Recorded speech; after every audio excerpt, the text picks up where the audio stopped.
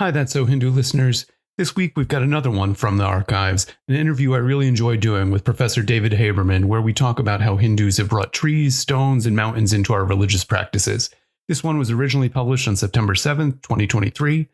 Hope you enjoy it.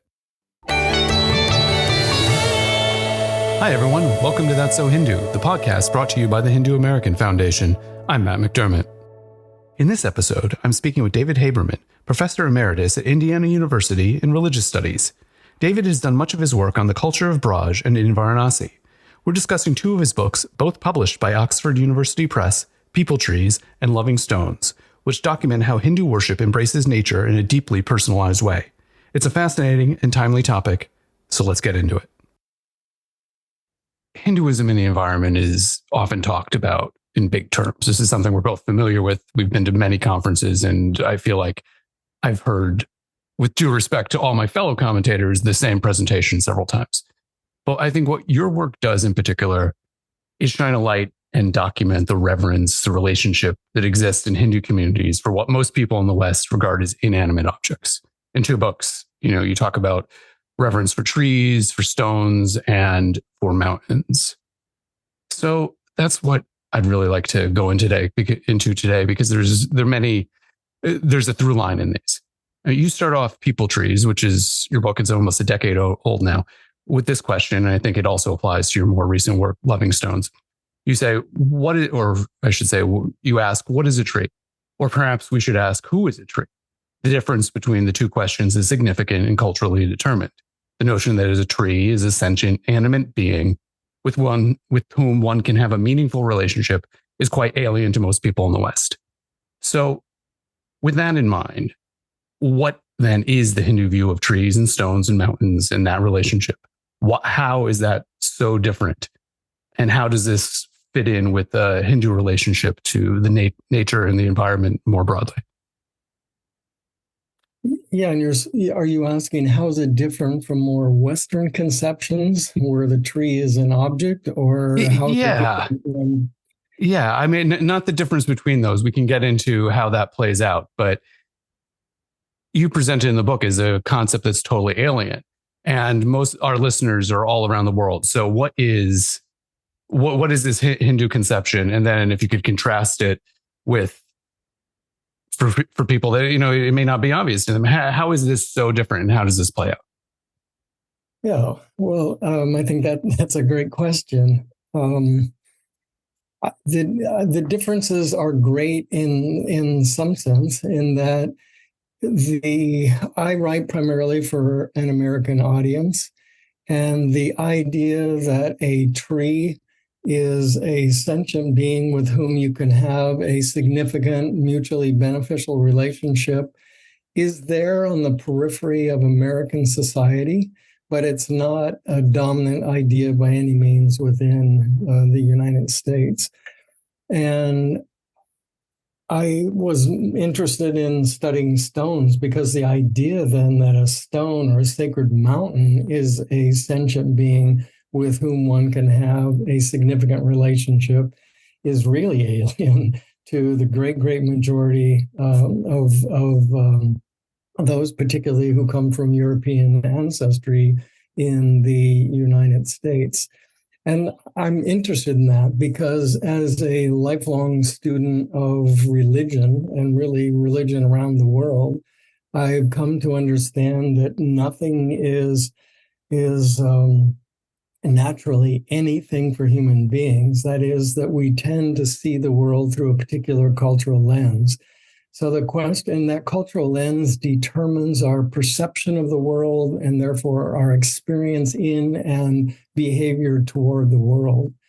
And I'm interested in what I find in the lived Hindu religious traditions, the devotional traditions that often develop a reverential relationship with what we would call the non-human world, and would come to that relationship by interacting with the entity, whether it's a stone or a river or a tree, in reverential or worshipful ways. And I guess I became intrigued both with the conception of the more than human world and how that conception is nurtured and realized through physical ritual practices. And I think that's what's different. I suppose that's also what makes my work different from a lot of the early work, particularly looking at environmentalism within Hinduism, that focus more on big philosophical ideas that have been expressed in scripture over the years. So rather than working from that large abstract philosophical view, I was more interested in what are people actually doing and what do they report in terms of the results of their worshipful interaction with non-human entities, as well as the conceptions that they bring to it, primarily through the stories that are told within their culture. Can you give some examples of how this reverence for trees and stone plays out in worship? Paint the picture for listeners who may be unfamiliar with this. Well, it could be. Let me just take the two examples that we've been talking about, trees and mountains. I work a great deal in the area of Brudge, which is an area about 100 miles south of Delhi that for centuries has been connected with the stories of Krishna. And in the major text that is at the basis of the lived tradition of the religion of Braj, the Bhagavata Purana, there are really three major entities that define the world of nature or the more than human world. And those are the Yamuna River, the Mount Govardhan, and the Vrindavan forest, or the forest of Braj at large. So those are really the three entities that I've focused on in three different books, rivers and trees and mountains. The last one that I published, Loving Stones, is focused on interaction with stones.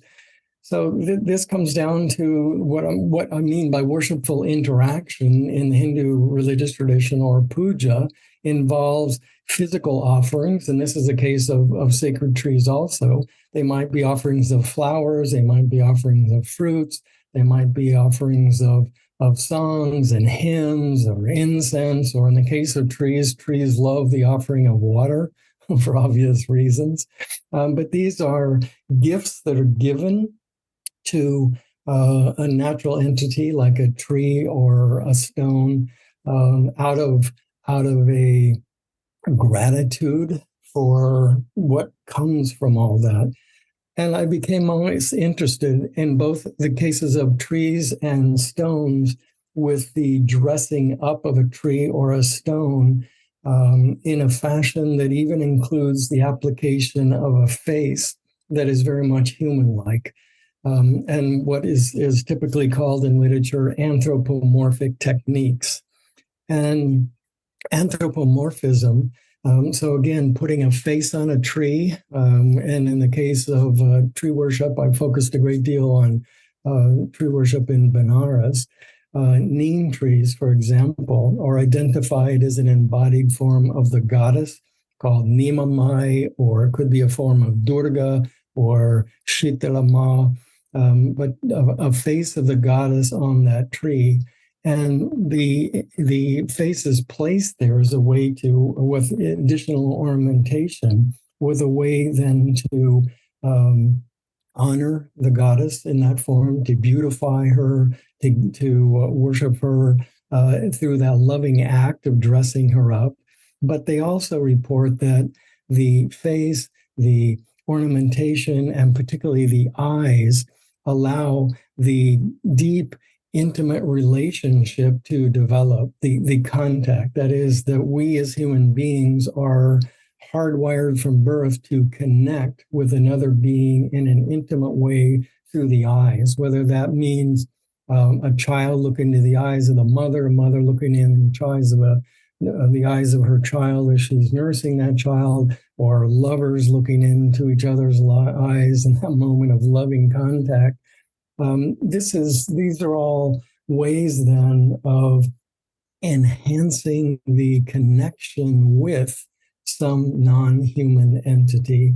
And worshipers will report that it's not necessary that a neem tree or a stone from Mount Govardhan is considered to be an embodied form of divinity without the ornamentation, but it's that ritual ornamentation that enhances the relationship, nurtures the relationship, and that connection is what many of the worshipers seek. And it's also that deep connection. Social psychologists tell us that that deep connection, that feeling of connectivity, is the key to well-being, and that well-being is the really root of all human health.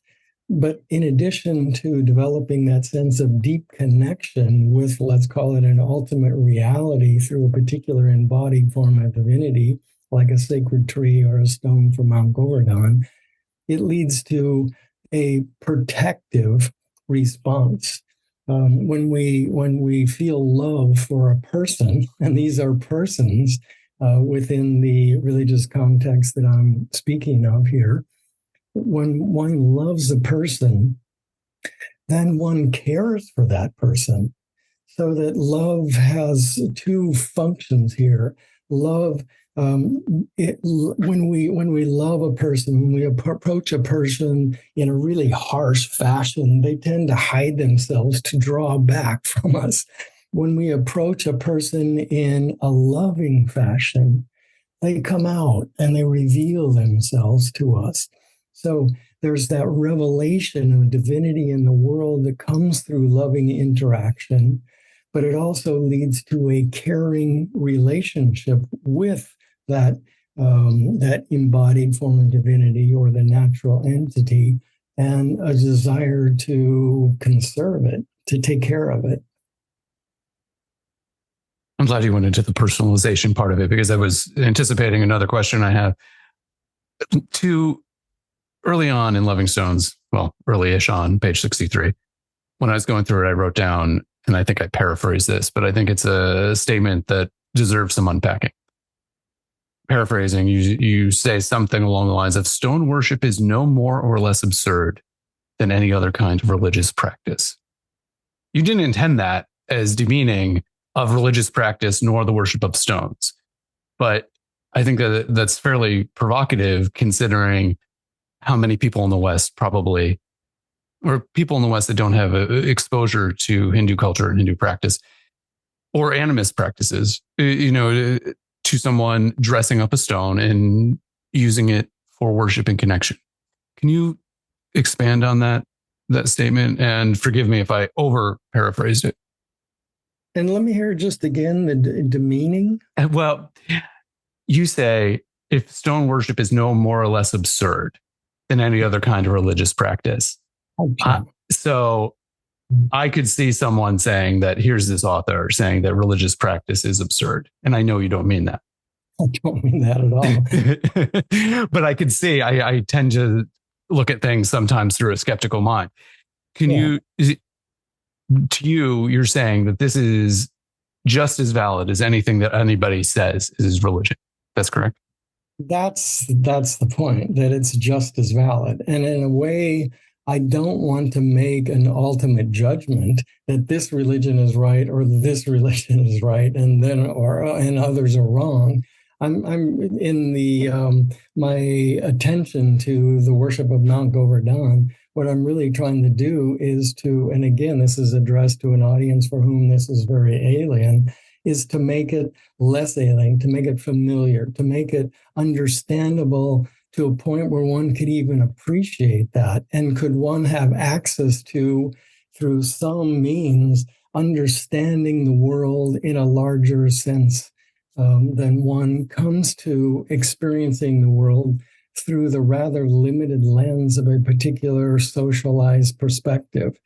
And that's what that covers the sentence that you pulled out must be in that kind of context where I'm talking about the sociology of knowledge, really, that we think we live as though the way we see the world is the way the world is.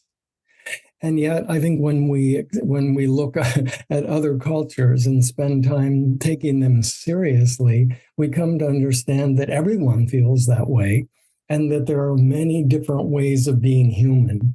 And I think that's what animates my own scholarship, my own research, my own study as a student of religion, is to understand difference.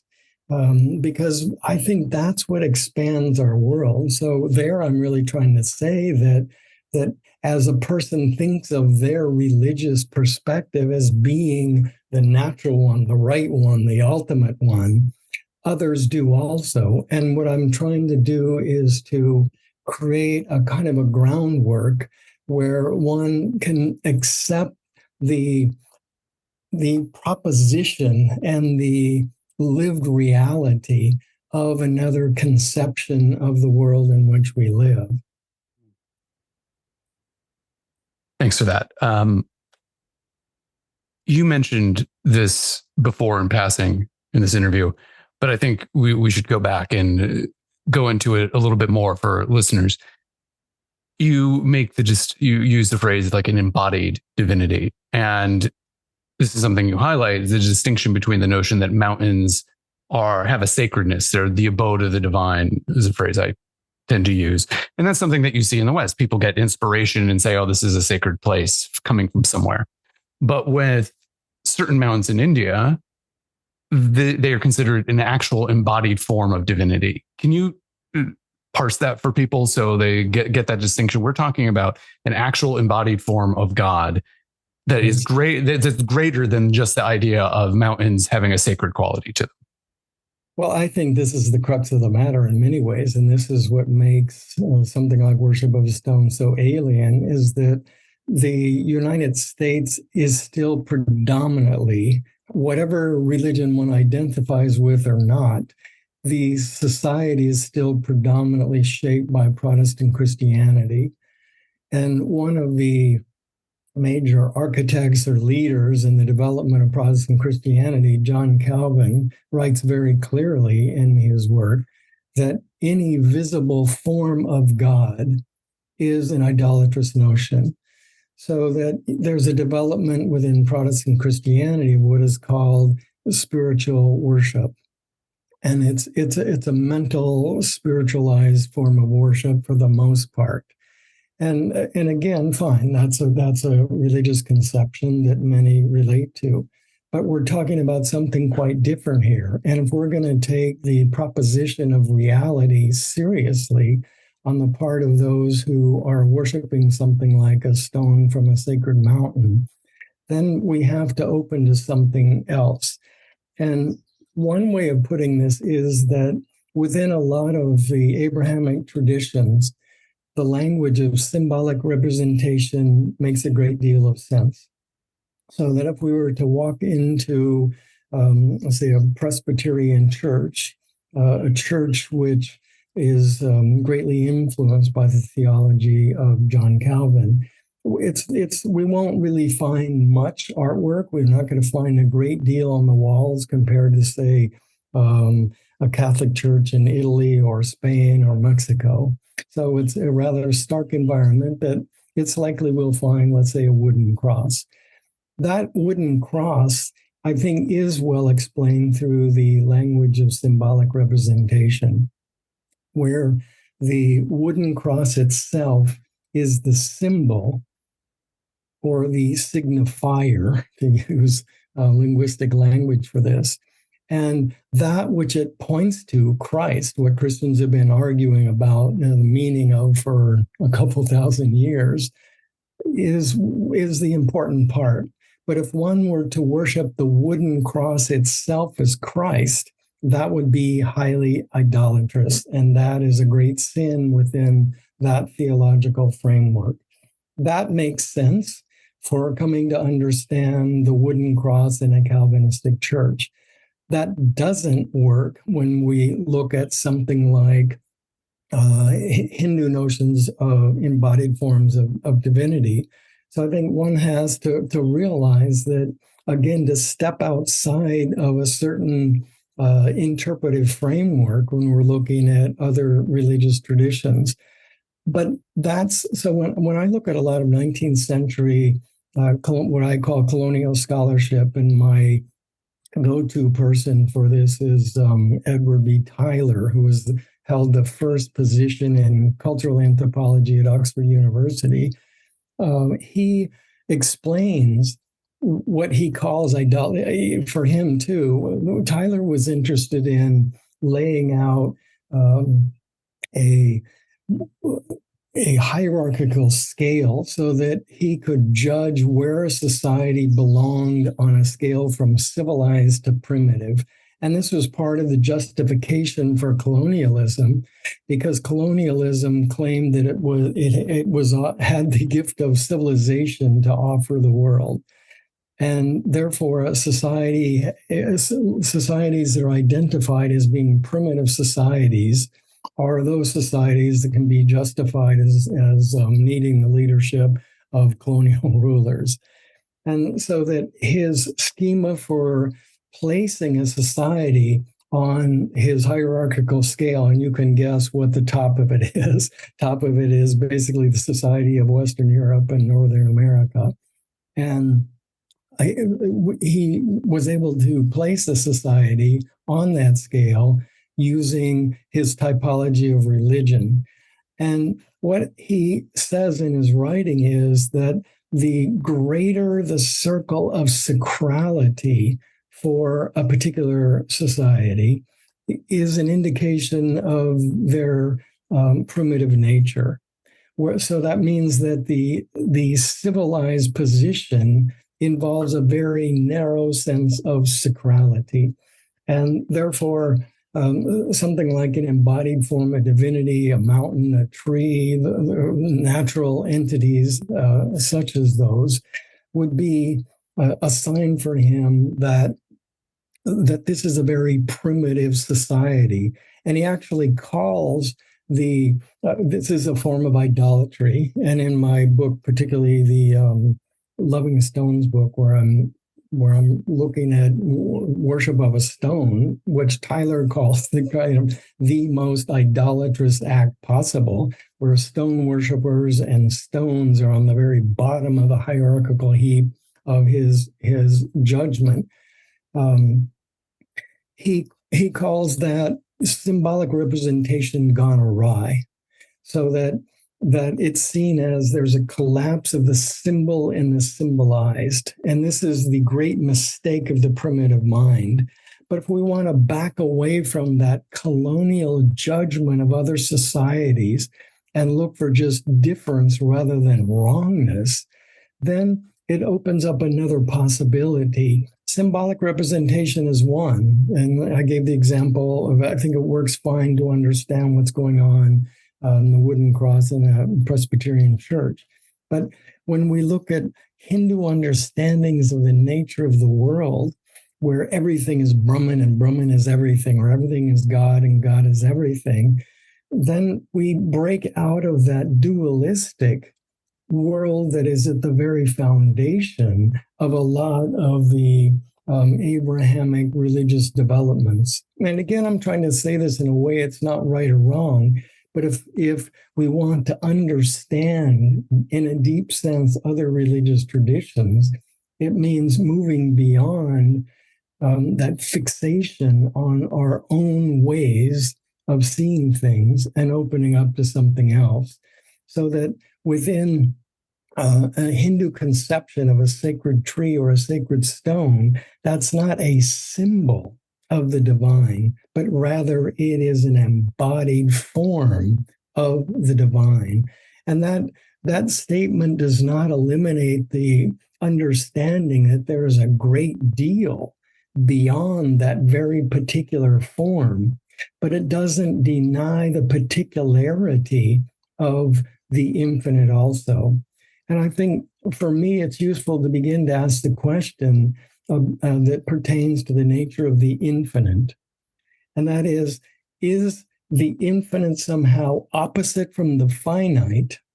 And I think there it gets us into kind of a dualistic world where it's the infinite and the finite. Or is it rather that the finite itself is non-different from the infinite? So that if the infinite can't embody to encompass all of the finite, then it's not really the infinite. And this gets us more into a kind of a Vedantic Hindu way of looking at things in the world, so that something that is a particular tree, particular stone, doesn't mean that it is somehow non-different from, or that it is different from the infinite, unmanifest dimension to ultimate reality. But it is the embodiment of the particular form itself is so important for the deep connection to take place that is being sought in a lot of the worshipful interaction with natural entities. What do you think about the idea that the Western scientific understanding of the nature of trees and animals, animal sentience, trees, there's research saying, they communicate with each other in a form, often with the help of intermediaries from the world of fungus. We're seeing things a little bit more animated and lively than they once were. Do you think we will actually get there with seeing stones in a more alive way? And is there a way through that science to bridge the two worldviews? Well, I would say yes. And I'm fascinated with the new sciences, whether it's the ecological sciences, biological sciences, which are really talking about the interconnected nature of everything. And scientists are pointing out that it's very difficult to distinguish a boundary between life and non-life.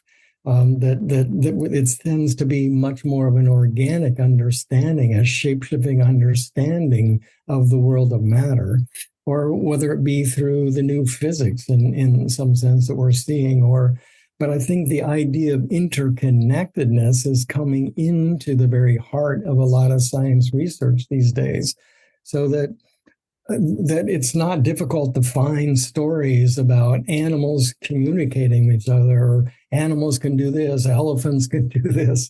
I find it almost more surprising that we're surprised by what other life forms can do, because it shows to me how our view of the non-human world is so limited and structured by a very particular historical process, so that a lot of the new science does seem to be breaking down the barrier between the human and non-human. Animism is a term that people identify with more and more.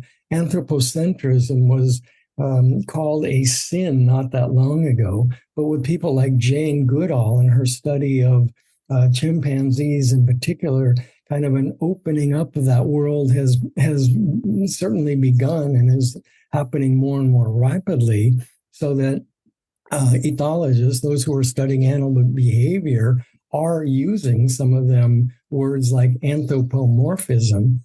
And anthropomorphism, a lot of people back off from, and in environmental circles, anthropomorphism is often conflated with anthropocentrism. And it seems like in the past, anthropomorphism was demonized by scientists because they were very pro-anthropocentrism. That is, that they wanted to isolate humans from all other life forms, or their understanding was such. Whereas we tend to be nervous with anthropomorphism because people think we're somehow denying the validity of others.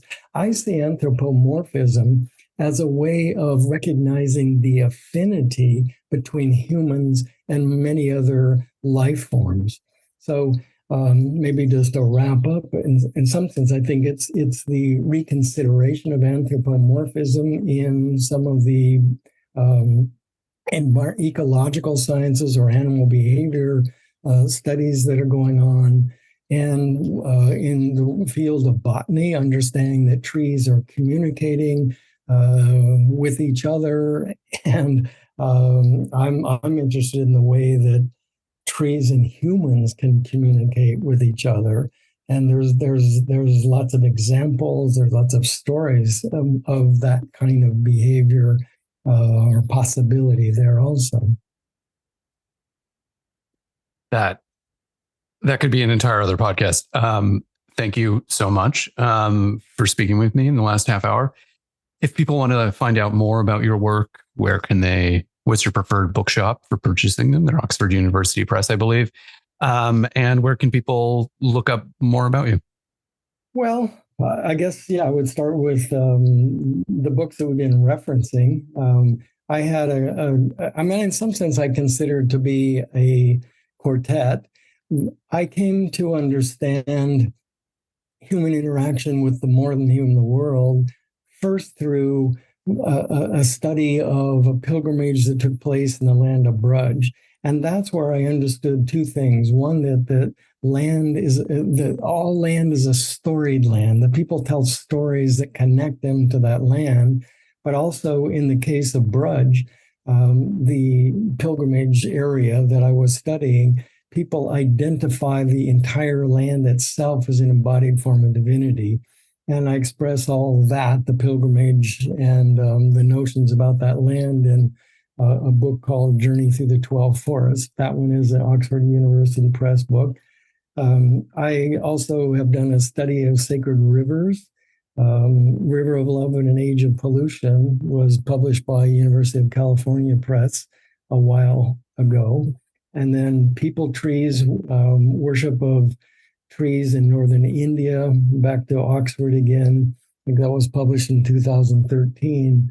And my most recent book, maybe putting the cap on the whole project, is Loving Stones, which was published in the year 2020 by Oxford University Press.